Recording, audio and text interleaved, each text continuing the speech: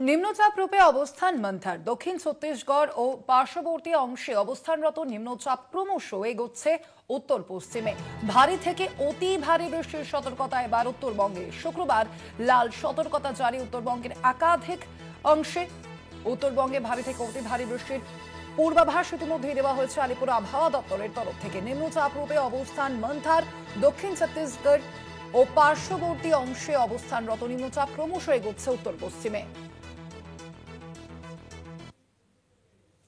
আমরা বিষয়ে আরো বিস্তারিত জানবো। আমাদের সঙ্গে এই মুহূর্তে সরাসরি নিউজরুম থেকে রয়েছেন প্রতিনিধি শাশ্বতী রায়। শাশ্বতী, ঠিক কি আপডেট রয়েছে? উত্তরবঙ্গে কি আবারও অতিবৃষ্টি হতে চলেছে?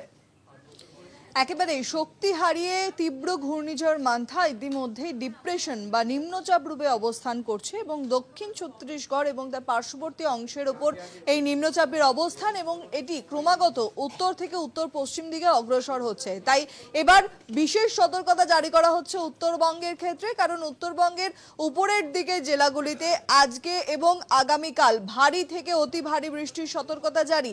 সেক্ষেত্রে আজকে উত্তরবঙ্গে দার্জিলিং, কালিম্পং, জলপাইগুড়ি এবং কোচবিহারের জন্য রয়েছে বিশেষ সতর্কতা। বিশেষত উত্তর দিনাজপুরের ক্ষেত্রেও ভারী বৃষ্টির পূর্বাভাস দিচ্ছে হাওয়া অফিস। এছাড়াও বাকি জেলাগুলি অর্থাৎ দক্ষিণ দিনাজপুর, মালদা সহ উত্তরবঙ্গের বাকি সমস্ত জেলাতেও কিন্তু বৃষ্টিপাত জারি থাকবে। আগামীকাল অর্থাৎ শুক্রবারের ক্ষেত্রে জারি রয়েছে লাল সতর্কতা। কার্যত কিছুদিন আগে যে দুর্যোগপূর্ণ পরিস্থিতি উত্তরবঙ্গে গেছে, তারপর আবারও লাল সতর্কতা জারি উত্তরবঙ্গের ক্ষেত্রে। দার্জিলিং, কালিম্পং, জলপাইগুড়ি এবং আলিপুরদুয়ারের ক্ষেত্রে জারি করা হচ্ছে লাল সতর্কতা। বাকি জেলা অর্থাৎ দুই দিনাজপুর, মালদা এবং কোচবিহারের ক্ষেত্রে জারি করা হচ্ছে কমলা সতর্কতা। প্রত্যেকটি জেলাতেই কিন্তু আগামীকাল দুর্যোগপূর্ণ আবহাওয়া থাকবে এবং প্রবল বৃষ্টির সম্ভাবনা। তাই জন্যই লাল সতর্কতা জারি করা হয়েছে উত্তরবঙ্গের ক্ষেত্রে।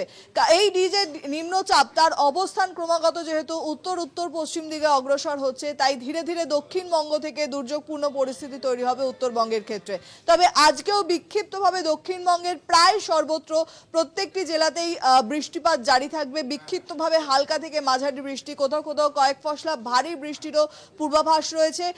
এছাড়াও পুরুলিয়া জেলার ক্ষেত্রে ভারী বৃষ্টির পূর্বাভাস জারি করছে হাওয়া অফিস। আগামীকালে দক্ষিণবঙ্গের যে পরিস্থিতি থাকবে তাতে মুর্শিদাবাদ এবং বীরভূমের ক্ষেত্রে ভারী বৃষ্টির ইঙ্গিত মিলছে। এছাড়াও দক্ষিণবঙ্গের বাকি জেলাগুলির ক্ষেত্রে জারি থাকছে বিক্ষিপ্ত বৃষ্টির সতর্কতা।